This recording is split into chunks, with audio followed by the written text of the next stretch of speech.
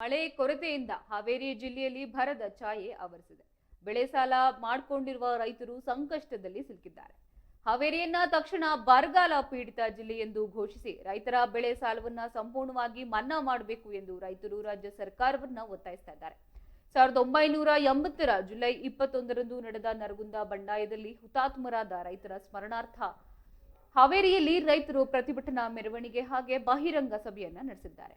ನಗರದಲ್ಲಿ ಮೆರವಣಿಗೆ ನಡೆಸಿದ ರೈತರು ಹೊಸಮನೆ ಸಿದ್ದಪ್ಪ ವೃತ್ತದಲ್ಲಿರುವ ಹುತಾತ್ಮ ರೈತರ ವೀರಗಲ್ಲಿಗೆ ಮಾಲಾರ್ಪಣೆಯನ್ನ ಮಾಡಿ ಗೌರವವನ್ನ ಸಲ್ಲಿಸಿದ್ದಾರೆ.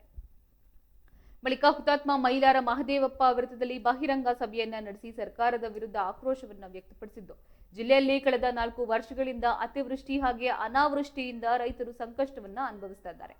ಇನ್ನು ಪ್ರಸಕ್ತ ಮುಂಗಾರು ಮಳೆಯ ಕೊರತೆಯಿಂದ 2 ಬಾರಿ ಬಿತ್ತನೆ ಮಾಡಿದ್ರು ಕೂಡ ಬೆಳೆ ಕೈಗೆ ಸೇರ್ತಾ ಇಲ್ಲ. ಇನ್ನು ಸಾಲ ನೀಡಿದವರು ಕೂಡ ನೋಟಿಸ್ ನೀಡಿ ಒತ್ತಾಯವನ್ನ ಮಾಡ್ತಾ ಇದ್ದಾರೆ.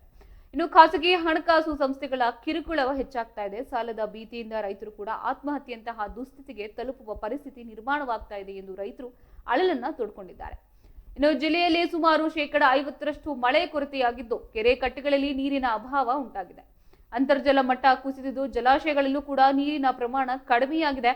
ಜುಲೈ ತಿಂಗಳಲ್ಲಿ ಕೂಡ ಸಮರ್ಪಕ ಮಳೆಯಾಗದ ಕಾರಣ ಬಿತ್ತನೆ ಮಾಡಿದ ಬೆಳೆಗಳು ಒಣಗ್ತಾ ಇದೆ. ಇನ್ನು ಕುಡಿಯುವ ನೀರಿನ ಸಮಸ್ಯೆ ಎದುರಾಗುವ ಸಾಧ್ಯತೆ ಇದ್ದು, ಜಿಲ್ಲಾಡಳಿತ ತಕ್ಷಣ ಬರ ಸಮೀಕ್ಷೆಯನ್ನ ನಡೆಸಿ ಸರ್ಕಾರಕ್ಕೆ ವರದಿಯನ್ನ ಸಲ್ಲಿಸಬೇಕು ಎಂದು ಆಗ್ರಹಿಸ್ತಾ ಇದ್ದಾರೆ.